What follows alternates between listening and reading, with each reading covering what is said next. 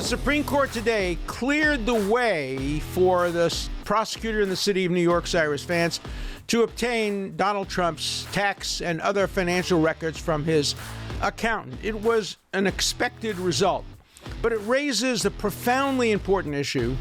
Should prosecutors be targeting people like Donald Trump, unpopular in New York, targeting them and trying to find the crimes, trying to discover crimes, perhaps trying to invent crimes? It poses an extremely serious danger to the civil liberties of all Americans. I'll tell you why on the Dershow. This morning, the United States Supreme Court, in a one-sentence, unsigned opinion, cleared the way for New York City District Attorney Cyrus Vance to obtain tax records and other commercial records belonging to the accounting firm and others that handled matters for former President Donald Trump. Not a surprising decision. It was an extraordinary writ trying to get the Supreme Court to stop something that had been approved by the United States Federal District Court, United States Court of Appeals for the Second Circuit. So it was very much a Hail Mary by Trump's lawyers to try to get the Supreme Court to intervene, and they did not.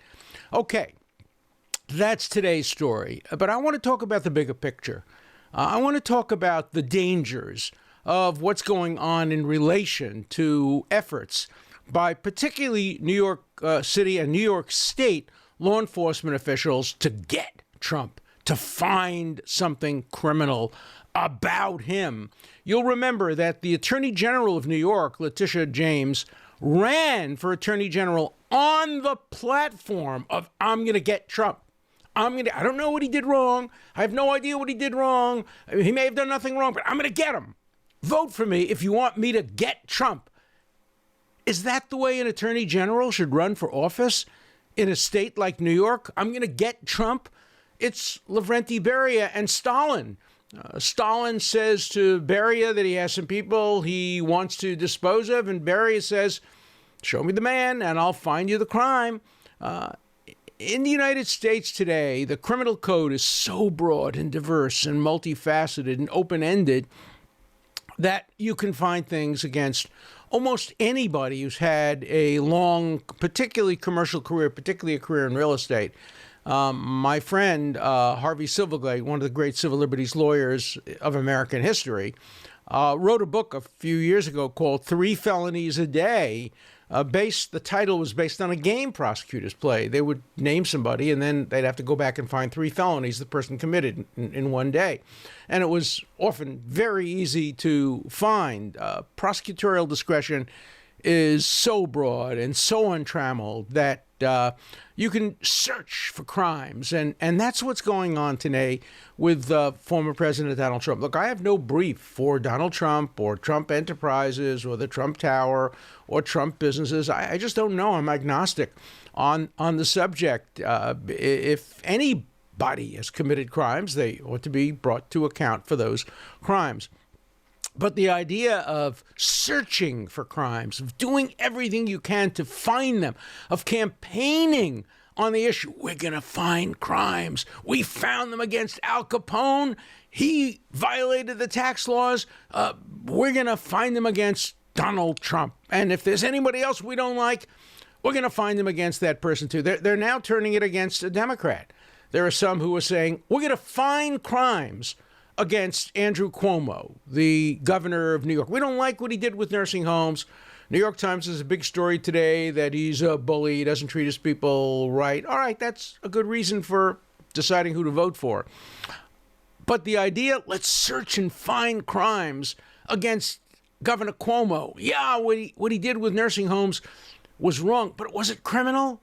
Well, we'll find something. We'll lurk. We'll search in the statutes. We'll go through the regulations. We'll find something. Today, our target is Cuomo. Tomorrow, yesterday, Trump. There's something very wrong with that. The American system of justice shouldn't be targeting people and then searching for crimes against them. But that's the way it's becoming. For example, in New York, they've now hired special people with vast experience to find the crimes against Donald Trump. They hired the former Solicitor General of the United States. I don't think he's ever done a case like this in his life to help bring President Trump to justice. They don't like what he did as president, so they're looking for things that he did as a real estate operator. They brought in a special prosecutor who specializes in these kinds of financial crimes to comb through his records, to find what he may have done wrong. You know, whether you like Trump or don't like Trump, whether you like Cuomo or don't like Cuomo, if you care about justice, you should be concerned about these targeted investigations and targeted prosecutions. You know, we've all heard the term targeted assassinations, and those are legitimate. When you have somebody who's trying to kill innocent civilians, you target him. He's a combatant. You go after him. You use whatever means necessary. If you can arrest him, you can arrest him. If you can't arrest him, then you disable him. You make sure he cannot continue to do those crimes. Targeted assassinations, targeted killings are one thing, but targeted investigations, figuring out who you don't like for political reasons, and then deciding to go after them and discover a legal cause. You know, it's so interesting. They're going after Trump because he said to the Secretary of State of Georgia, "Find me votes, find me votes." Of course, what he meant there was if there were votes that were cast in my favor that haven't been counted yet, find them. He didn't say invent or discover or make them up. But now we have prosecutors saying to their underlings, find me crimes. Go through the law books, thumb through every one of them. Check out the United States Code. Check out the state code. Check out municipal law. Check out regulations. Go through all of his taxes. Go through all of his financial records. You have to find something. You're going to find something, right? That's your job. Find something. No, that's not your job if you're a prosecutor. If you're a prosecutor, your job is not to find, discover, create, manufacture, expand crimes. Your job is to protect the citizens. And if there's a crime, it should be fairly obvious. Certainly, it should be obvious by this time. This is the most scrutinized president in the history of our presidencies, from the day he got into office, even before that. He was scrutinized, and at the moment, as far as I can tell, they haven't found anything.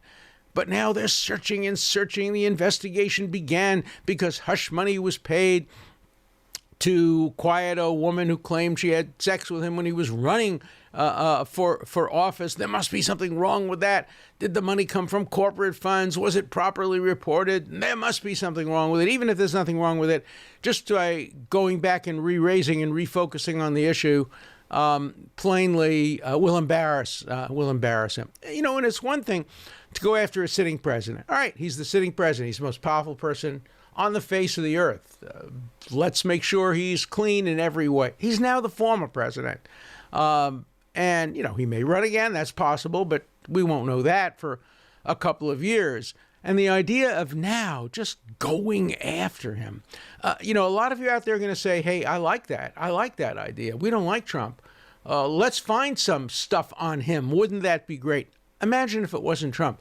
Imagine if it was your uncle or your son or your daughter or your favorite candidate or your friend.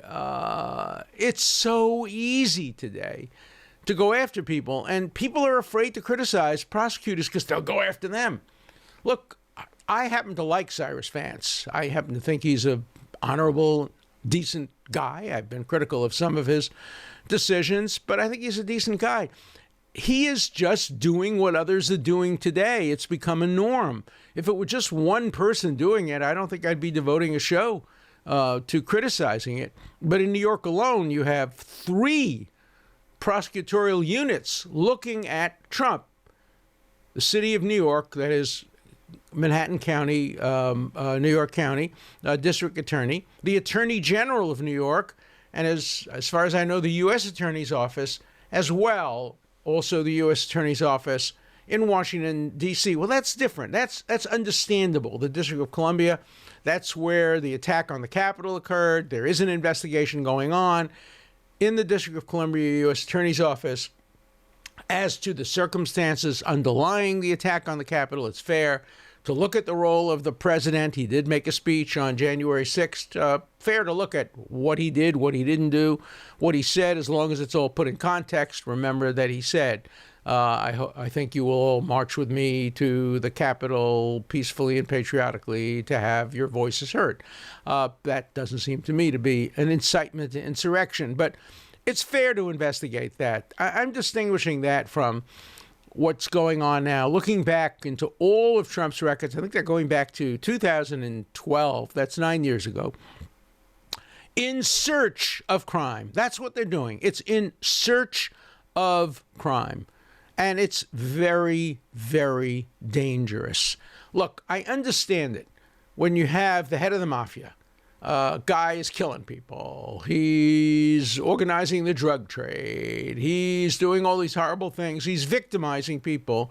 And you say it's very hard to find stuff on him because all of his underlings have sworn the oath of omerta, and they know that they're going to get killed if they testify against him.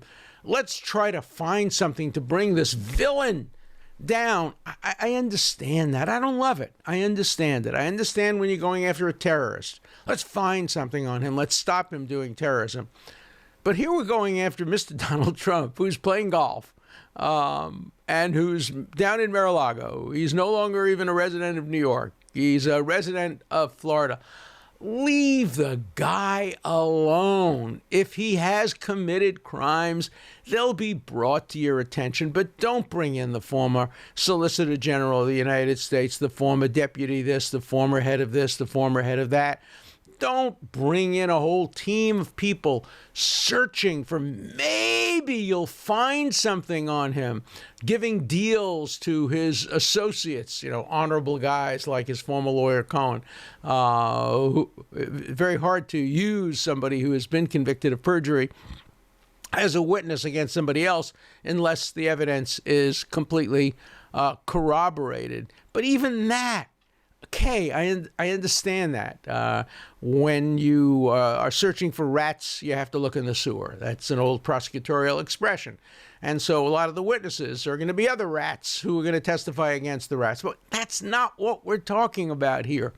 What we're talking about here is this obsessive search running on a platform. I mean, that should be unacceptable ethically in the United States. To run on a platform is if I'm elected, I'm going to target and I'm going to get that guy because you don't like him. You didn't vote for him. You voted against him. You don't think he was a good president. And so I, the Attorney General in New York, if you elect me Attorney General, I'm going to get him. But if you elect my opponent, she or he is just going to be fair. They're going to just look for crimes where you have victims and where people are reporting crimes. That's the way it's normally done. No, don't vote for my opponent because he or she is just going to do justice. I'm not going to do justice. I'm going to get Trump. That's my platform. Justice? No. Justice has nothing to do with my job. My job is get Trump. Get Trump, no matter what. I have to tell you, it really is scary. It really is scary. And it's spreading. We are seeing the criminalization and the weaponization of everything you don't like. If you don't like somebody, if you don't like something, the first recourse now is find the crime, prosecute him, find the crime. Even if he's acquitted, it's going to ruin his life. Find the crime. The first recourse now is the criminal justice system instead of it being the last recourse. Criminal law is supposed to be a sanction of last resort. It's when everything else is no longer available and a person has done things that are totally unacceptable. The line between civil liability and criminal liability should be clear. And we have more people in jail today than any country in the world and in the history of the world, a higher proportion of our population. And it's, as you know, racially skewed. There's no proportion between the number of minorities in prison and the number of minorities in the population. Overcriminalization has its biggest impact on people of color, minorities, and yet liberals are calling for overcriminalization. What are they arguing for affirmative action in the criminal justice system. Look, there are so many black people in prison today. Let's put some more white people in prison. Let's put people of privilege in prison. Let's find crimes against people of privilege. That's what it looks like we're doing. And, if it happens to Trump today, it's going to happen to the Democrat tomorrow. I'm surprised it didn't happen to Bill Clinton. I'm surprised they didn't try to find stuff on Bill Clinton. Of course, they did. Whitewater and McDougal and all of those things, mostly while he was president. They generally left him alone after he left the presidency. They went after him on the Mark Rich pardon. They went after him on a few other things. But generally, he's been left alone, and that's the right thing. That's the right way. He's done some very good things, some very important things since he's been president. But the idea that once a person leaves office, you're going to search for crimes will come back and bite liberals, Democrats, people of the left in the rear end. Because once you establish a precedent like that, to use Justice Jackson's apt term, it lies around like a loaded weapon, waited to be used in the hands of people who are on the other side. Once you establish a precedent like this, once you say it's okay to go after people, it's okay to target them, it's okay to search for crimes, there's no end to it. Prosecutors are ambitious. They want notches in their belts. They want to be able to go on television like Nancy Grace and say, Nancy Grace never lost a case. Because she was a prosecutor, and prosecutors rarely lose. They're going to lose more and more and more if they start targeting innocent people. It's when you go after people who are self-evidently guilty, murderers, robbers, rapists, people who have committed predatory crimes, that you're going to have a Nancy Grace type never lost a case record. But if you start going after people and searching for their crimes, the rate of conviction is going to go down considerably. I remember commenting once on the situation in Israel. In Israel, they're very aggressive about going after corruption. As you know, the current prime minister of Israel is under indictment for corruption. The previous the previous prime minister of Israel, previous prime minister, Ehud Olmert, went to jail. I helped defend him on appeal. The former president of Israel went to jail. But what people don't remember is that an enormous number of other Israeli leaders have been prosecuted for corruption and acquitted. And people were concerned about that. Why is there such a high rate of acquittal? Does it mean the system is corrupt, that people who are guilty are being acquitted? No. I went back and I looked at it. It meant that people who are not guilty were being charged, and they were found not guilty. And so you had this disparity in Israel for many years between people being indicted and charged on the one hand and being convicted on the other hand, whereas in the United States, the rate of conviction is very, very high, generally because we tend to go after people who are pretty guilty, and prosecutors have a fairly easy job convicting them. There are tape recordings, there are eyewitnesses, there are confessions if they're legitimately taken.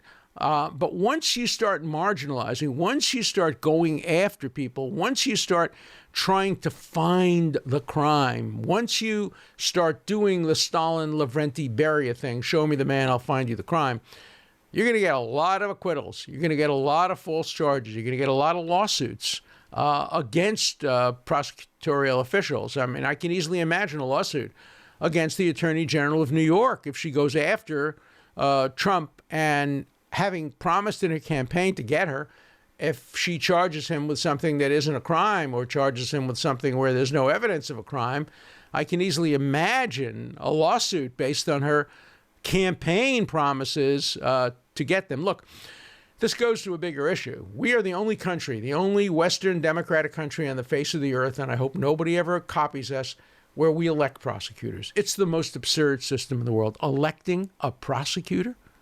Electing prosecutors? They should be civil servants who work for justice, who have their jobs for a lifetime, who aren't ambitious, who aren't trying to become senators or congressmen, but we elect prosecutors. In Florida, democracy, quote, has gone so far, they actually elect public defenders. I think you've heard me say this before, perhaps. You imagine the campaign for public defender in Florida. Candidate A, I graduated first in my class, Harvard Law School. I was Professor Dershowitz's research assistant. I know all the tricks of the trade. I am the best criminal defense attorney there is. I was a law clerk on the Supreme Court. I have all the credentials. If you elect me public defender, I'm going to win all my cases, and the streets are going to be full of robbers, rapists, and murderers. So please vote for me because I am really good. Candidate B, I graduated bottom of my class at an uncertified law school. I've never worked as a prosecutor or defense attorney before. I'm really not a very good lawyer. So if you vote for me, I'm not going to get anybody acquitted, and the jails are going to be filled with people who have committed crimes. Who are you going to vote for public defender, the good lawyer or the bad lawyer? Of course you're going to vote for the bad lawyer. You don't want public defenders to win cases. So we have taken democracy too far. We vote for prosecutors. Florida, we vote for public defenders. And close to half of our states, we vote for judges. Judges campaigning, accepting campaign contributions from lawyers who appear before them. I experienced that in Florida in a case, in Broward County, one of the most corrupt counties in the United States, where you get lawyers making contributions not only to judges, but to judges' sons who are running unopposed and becoming chairman of the fundraising for the judges. And then they go to court and they expect the favor to be returned. And you know what? They get it. They get the favor returned. The system of I'll scratch your back, you scratch mine is pervasive in many parts of the country where judges are elected. But let's go back to prosecutors for a moment, because that's the most dangerous thing. Prosecutors are actually more powerful and more dangerous than judges to our civil liberties because they have so much discretion.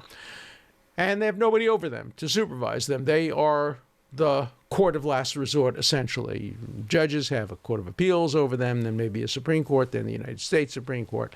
But prosecutors, generally, elected prosecutors, like the Attorney General of New York, nobody really over them, and attorneys general of New York go on to become governors. That's what they tried to do, and we've seen not some of the best actions by elected prosecutors. Some elected prosecutors are superb. Let's no doubt about that. Some of them are honest and honorable and won't accept political contributions. Some do. But the idea that you run, that becoming a prosecutor is a popularity contest. And in New York, you win because you promised to get Donald Trump. There's something very wrong with that. Today, you promised to get Donald Trump. Tomorrow, you promised to get Governor Cuomo. The next day, you promised to get Mayor de Blasio. It will spread. And it's in the interest of every American who cares about justice that we end this attack on civil liberties and this weaponization of the criminal justice system, and we stop targeting people for investigation and prosecution and make sure that a single standard of justice applies, that justice doesn't depend on the name of the person, but on the actions that that person took. So I know you'll have different views on this from me, so let's hear from you on The Dershow. Let's turn now to our first call of the day. Hi, Professor Dershowitz. This is Thomas from Los Angeles, California. In light of your recent discussions about religion and the Supreme Court, I'd be interested in your opinion on the recent ruling on places of worship and the COVID-19 restrictions in California and New York. My understanding is that if places that are open to the public are open with a certain level of restrictions, churches should be allowed to open with the same level of restrictions or less. I'd be interested in your opinion on that. I'd also be interested in your opinion on the ban on singing in places of worship in California while singing competitions are being filmed in the state. Thank you very much for your legal analysis and unbiased opinions in this very biased world. Oh, thanks for your kind words. It's a very, very good question. It's been an issue that it has really challenged the Supreme Court for the last century how to interpret the two phrases of the Constitution that appear in the First Amendment. Congress shall make no law establishing a religion, nor prohibiting the free exercise thereof. So you can't give preference to religion under the Establishment Clause, but you can't discriminate against religion on the Free Exercise Clause. And striking that balance has proved to be a daunting task. I think the answer has to be a single standard, and it has to be an objective, neutral standard. In terms of churches and gyms, or churches and theaters, there have to be standards that say how far people apart must stand, how many within any square feet, and whether or not singing can occur, whether it's religious singing or secular singing, people pointing toward or away, masks.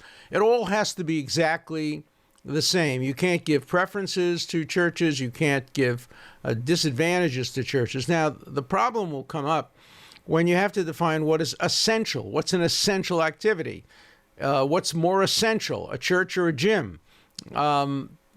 Secular people will say gyms are more important. Religious people will say churches are more important. I think the state has to stay out of that issue and try to come up with as clear objective standards as possible. You know, it was George Bernard Shaw who once said, "Do not do unto others what others would do unto you. Their tastes might be different."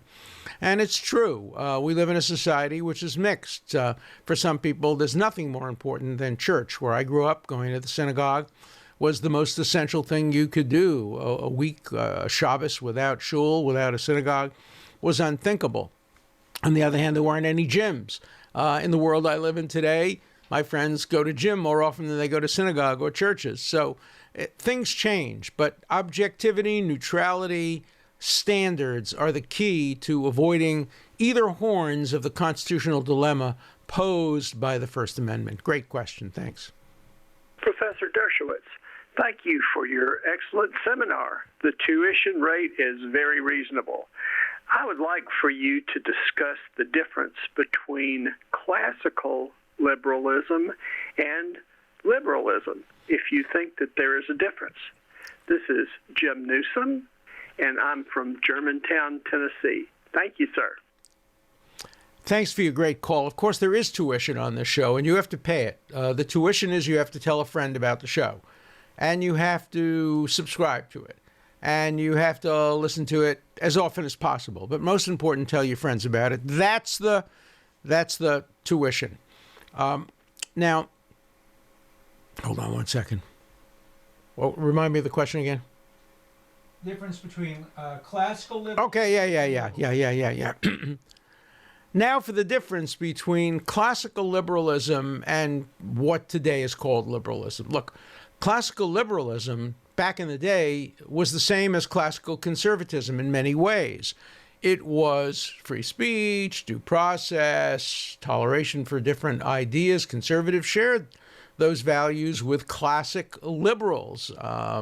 And it didn't affect issues like abortion or gay rights. Those were more political issues. But classical liberalism had to do with process, with open-mindedness. Today, liberalism has become very different. It's merged with the left in some respects. And so today a liberal will support a woman's right to choose, gay marriage, reasonable gun control, concern for the environment, fair taxation, health care. Those are all kind of liberal values. They're kind of left liberal values. Their values I myself personally share. But as a liberal, I'm very anti-radical, and I don't identify myself with the radical left. I identify myself with the center liberal left. Therefore, I am closer to classic conservatives than I am to extremists on either side. As I've said on previous shows, I think the Trump administration and the anti-Trump zealotry has moved a lot of what were more formerly classic liberals over to the more radical left anti-Trump side. And that's been a loss for liberalism and for civil liberties. I hope post-Trump we can restore classic liberalism. If you want to know more about this, I have a book. I have a book on everything, but I have a book on this. It's called The Case for Liberalism in an Age of Extremism, or Why I Left the Why I Left the Left But Can't Join the Right. That lays out, there's a whole chapter on what a liberal is. It distinguishes between the classic liberal and the contemporary liberal in many respects, and it's worth reading. You can get it on Amazon or anywhere else. You can also get it on Kindle. So the case for liberalism in an age of extremism, but great question. Thanks. Professor Dershowitz, I really appreciate your show. My name is John Hawk from St. Louis, Missouri. My question is one concerning the 50-50 split in the Senate. If there would be a vacancy in the vice presidency, say if the president died or became disabled, who would cast that tie-breaking vote in the Senate? Thank you very much. It's a great question. It would have been an even better question a century ago because we had no mechanism for replacing the vice president. Today, we do have a mechanism for replacing the vice president. We replaced Vice President when Agnew was removed as vice president, and we've done it again. So there is a mechanism. It can be done fairly quickly, and the vice president would break the tie. In the absence of a vice president, the tie wouldn't be broken, and the vote would be negative. If you have a 50-50 vote, it doesn't carry. So that would be the outcome. But with a vice president, once a vice president is confirmed for office, either through election or through the mechanism provided in the constitutional amendment, we then have the tie-breaking vote cast by the vice president. You know, the other issue is if you have a 50-50 split in the Senate, should the Senate be controlled by the party that has the vice president, or does that violate basically our separation of powers concept, having the executive determine how the legislature votes on every issue? And you know, that's a fair question that's arisen. And often what happens when you have a 50-50 split, the leaders of the parties work out an arrangement so that the majority party with the vice president doesn't get everything their way. We'll see what happens in this administration. Hi, Professor Dershowitz. This is Byron Perry from Ontario, Canada. As a conservative Catholic and a strong supporter of Israel, I can't get my head around why some of the most anti-Israel people are actually secular Jews. I don't understand where this comes from. It's a great question. I wish I understood where it came from. From the beginning of Jewish history, there's been disagreement within the Jewish community about establishing a nation state for the Jewish people. When Theodor Herzl founded political Zionism at the very end of the 19th century, there were very, very strong anti-Zionists, particularly among the left. Secular Jews in Russia who were socialists and Bundists and were opposed to Zionism. They thought it was too particularistic. When Israel was established in 1948, many Reform Jews and the Reform movement was opposed to the Jewish state. The same thing was true among very Orthodox Jews, Haredi, Hasidic Jews. Some believed that until the Messiah came, there couldn't be a Jewish state.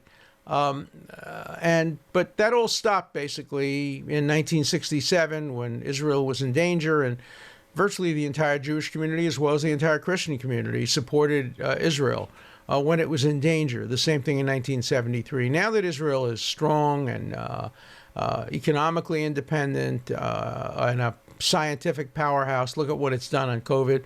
It has done more for the world in terms of showing the world how to deal with COVID than any other country.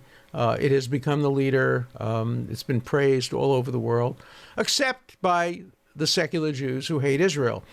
I think for many of them it's an embarrassment because Israel has become a conservative country under the leadership of a conservative prime minister, Benjamin Netanyahu, who has been my friend since the early 1970s. We don't agree on everything politically, particularly on the West Bank and settlements and issues of that kind.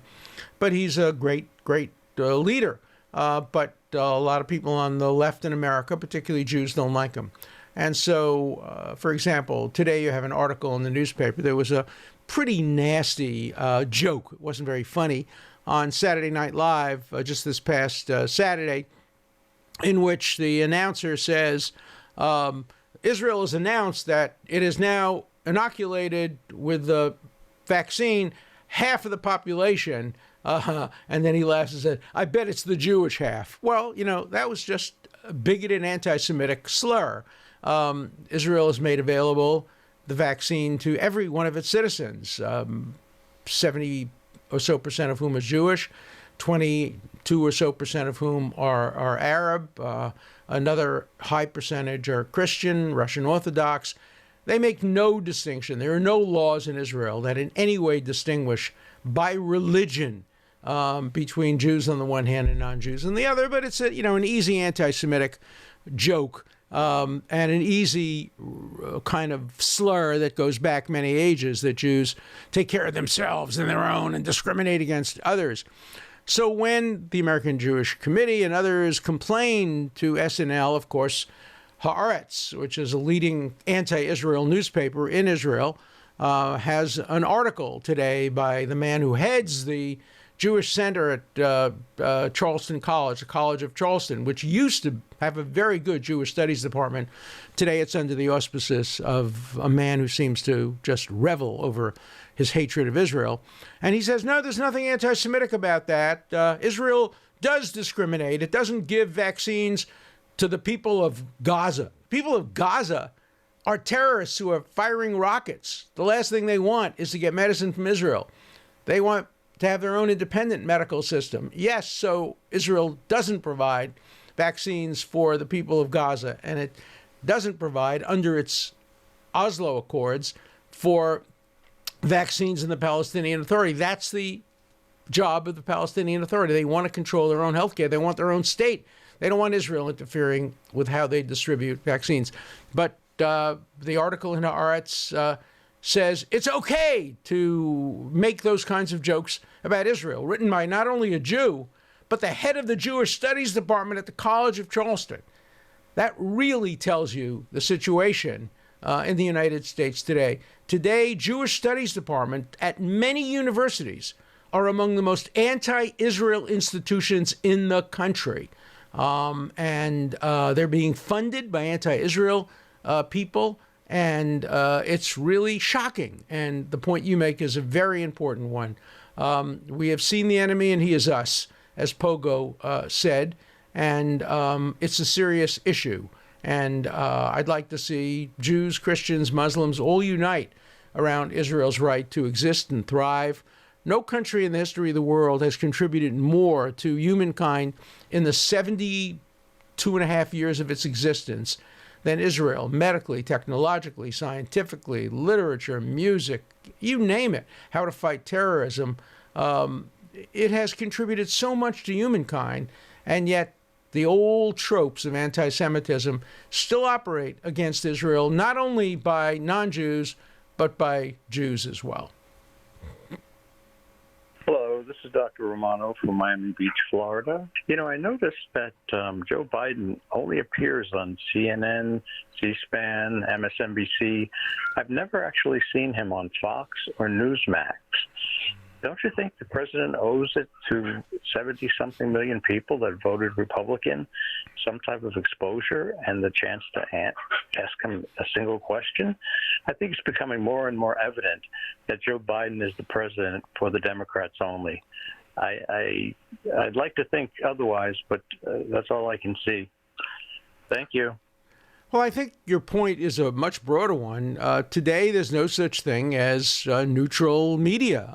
You pick your media. If you want to get positive coverage and you're Joe Biden, you go on CNN and MSNBC.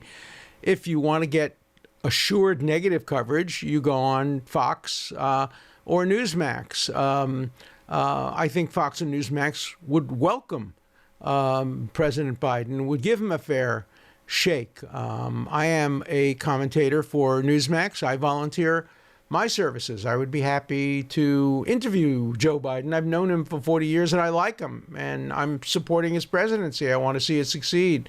So Newsmax, if you're listening, I'm happy to have you extend an invitation to President Biden to be interviewed on Newsmax, in which I would conduct the interview, and I think he would know the interview would be an extremely fair one. So you put your finger on a very important problem. Half of Americans don't feel they're represented today in so many different ways. And President Biden has tried to say that he's the president for all Americans, but he can probably do more to prove it. I think one way he could have proved it would be to take a more active role in stopping the absurd impeachment effort for the second time against President Trump. He didn't do that, but now he can move forward in different ways. And I think having an interview at Fox, maybe on Fox he could be interviewed by Chris Wallace, who's very fair and not partisan.